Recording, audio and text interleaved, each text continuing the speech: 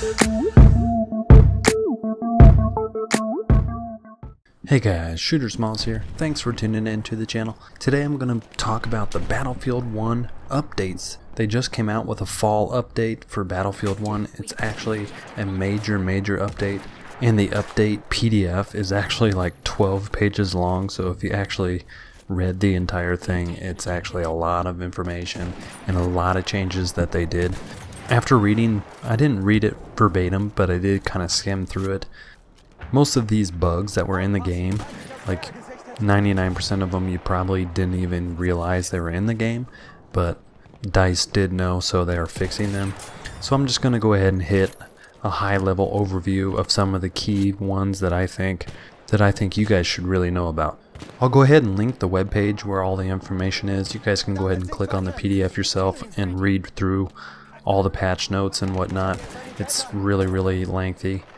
Let's just go ahead and jump in and hit on some of the key fixes or updates or tweaks, you could say, that DICE has implemented. So number one, they are tweaking the operations game mode.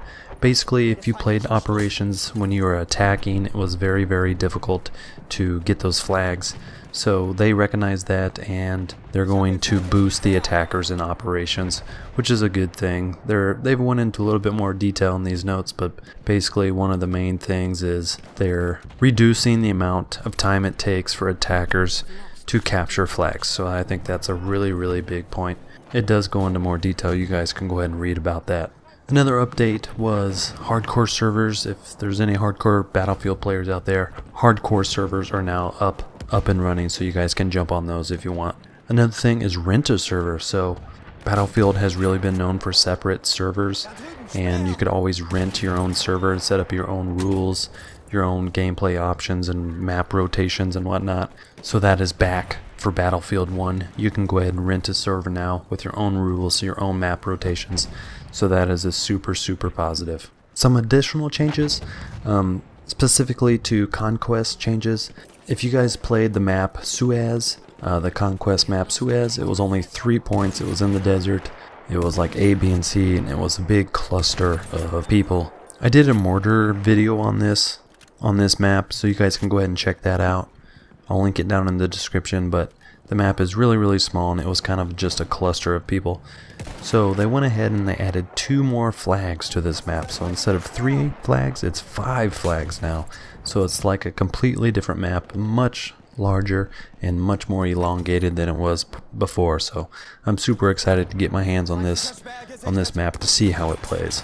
Another gameplay balance that they went into in these patch notes is around weapons and the support class guns. Basically, the support class was had by far the worst guns in the game.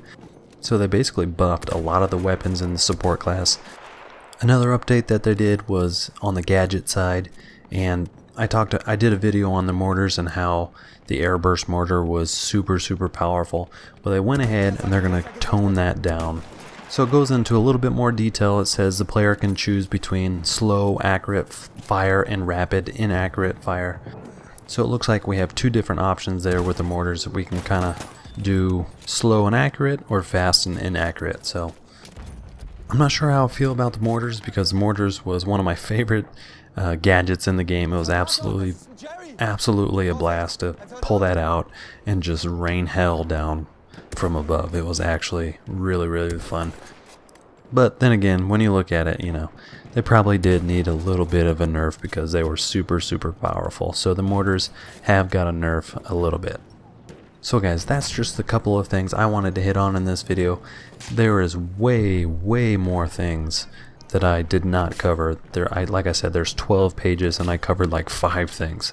And I didn't even go in depth in those 5 things. So if you guys really want to know, I'll link the webpage down below and you guys can go ahead and open it up and read it for yourselves. But there is a lot of changes going on in this update. So guys, I would love to know what you guys think about the update and the changes that DICE implemented. I think all of them are on point. So we'll just have to see how the game plays out. I'm sure it plays just fine.